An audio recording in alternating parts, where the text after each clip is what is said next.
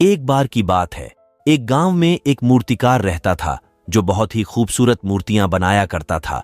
मूर्तियां बेचकर वह अच्छे खासे पैसे कमाता और इसी से अपना घर चलाया करता था। उस मूर्तिकार का 12 साल का एक लड़का भी था और वह भी अपने पिता के साथ बचपन से ही मूर्तियां बनाया करता था। और यहां तक कि वह लड़का भी बहुत ही खूबसूरत मूर्तियां बनाने लग गया था। उसके पिता उसकी मूर्तियां देखकर बहुत खुश होते थे, लेकिन फिर भी उसकी बनाई हुई मूर्ति में कोई ना कोई कमी निकाल ही लेते थे। लेकिन उस मूर्तिकार का बेटा कभी भी अपने पिता की बातों से निराश नहीं होता था, बल्कि वह अपने काम को जारी रखता और अपने पिता की बात को मानते हुए अगली बार वह उस गलती पर अच्छे से ध्यान देता। अब धीरे धीरे उस बच्चे की मूर्तियां उसके पिता की मूर्तियों से भी ज्यादा अच्छी बनने लगी थीं। फिर कुछ समय गुजरने के बाद लोगों ने उसकी बनाई मूर्तियों को ज्यादा दाम में खरीदना शुरू कर दिया और उसके पिता की बनाई मूर्तियों को लोग पहले के ही दाम में खरीदते थे।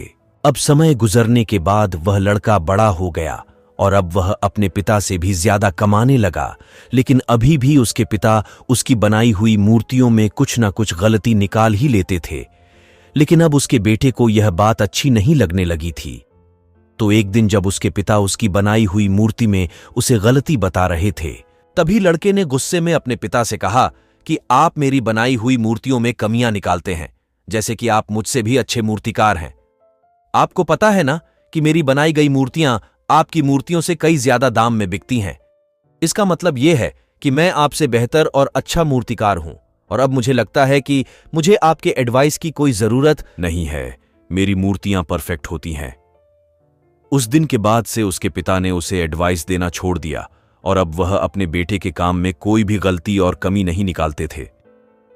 कुछ दिनों तक लड़का अपनी मूर्तियां खुशी से बनाता रहा, लेकिन फिर कुछ समय बीतने के बाद उसे लगा कि लोग अब उसके काम की इतनी तारीफ नहीं कर रहे हैं जितनी पहले करते थे, और इसी वजह से उसकी मूर्तियों की कीमत भी गिरने लगी थी। लड़के को इस बात की वजह समझ नहीं आई। उसे अपनी बनाई गई मूर्तियों में कोई भी कमी नजर नहीं आ रही थी, जिसे सुधार कर वह फिर से अपनी मूर्तियों के दाम को उठा सके। वह इस बात से बहुत परेशान हो गया और एक दिन वह अपने पिता के पास गया और उन्हें अपनी प्रॉब्लम बताने लगा। पिता ने उसकी पूरी बात सुनी और उसे कहा, मुझे पता था कि एक दिन यह तुम्हारे साथ जरूर होगा। यह सुनने के बाद बेटा हैरान हो गया और उसने कहा, क्या आपको पता था कि होने वाला है?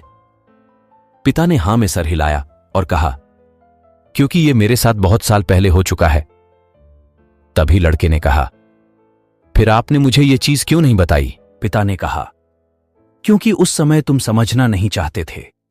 मुझे पता है कि मैं तुम्हारी जितनी खूबसूरत मूर्ति नहीं बना सकता हूं, इसीलिए मैं हमेशा यह कोशिश करता था कि मैं एक टीचर की तरह तुम्हारी बनाई गई मूर्तियों में कमी निकालूं, क्योंकि जो काम हम खुद करते हैं उस काम में हम कभी भी कोई गलती नहीं निकाल सकते हैं, क्योंकि हम सब अपने काम को पसंद करते हैं और सबसे अच्छा समझते हैं। लेकिन दूसरा इंसान उन गलतियों को देख सकता है जो हम अपने हाथों से किए गए काम में नहीं देख सकते। जब मैं तुम्हारी बनाई गई मूर्तियों में गलतियां निकालता था, तब तुम अपने काम से सेटिस्फाई नहीं होते थे और तब तुम अपने काम को और भी अच्छे से इंप्रूव करने की कोशिश करते, और इसीलिए तुम्हारे काम में हर दिन इंप्रूवमेंट हो रही थी और तुम्हारी मूर्तियों की प्राइस भी बढ़ रही थी। और जब तुम अपने काम से सेटिस्फाई होने लगे और यह सोचने लगे कि तुमने जो मूर्ति बनाई है वह बिल्कुल परफेक्ट है और उसमें कोई भी गलती नहीं है, तभी तुम्हारी ग्रोथ रुक सी गई।